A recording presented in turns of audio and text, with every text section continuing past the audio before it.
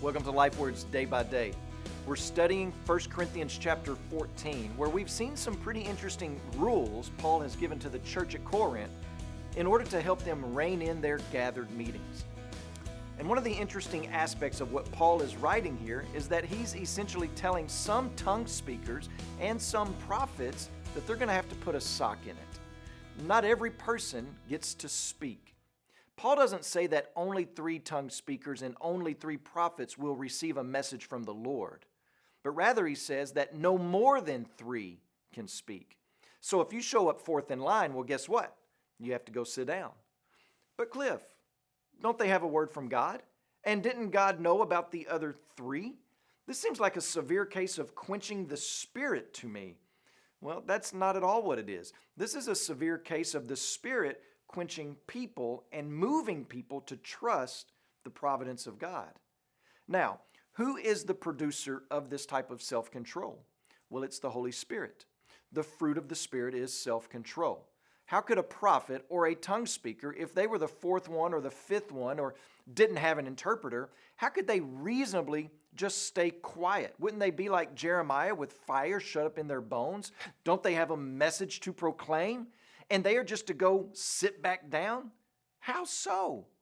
Well, if they're in submission to the Holy Spirit, then this type of self-control will be on display. And it's not the type of self-control that goes back to the seat with mumbling under your breath or kicking rocks on the way back.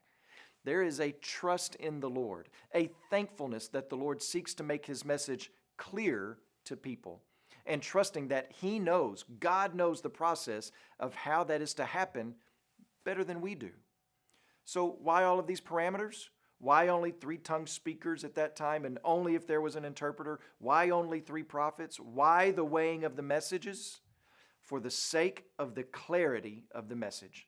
The Lord didn't want His people to gather in order to be saturated with a bunch of different disconnected words from Him. Who could remember that? Who could keep up with that?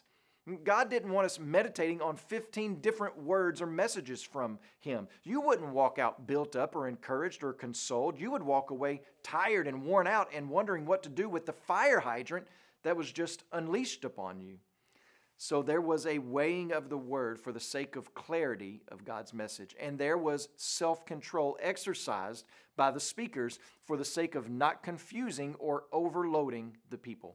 Clarity of message broadcasts the shalom of God. When you pray today, please remember Grady Johnson and his family, our missionaries in Mexico. And also remember the Arabic Life Word broadcast that's heard in Australia, Canada, and the United States.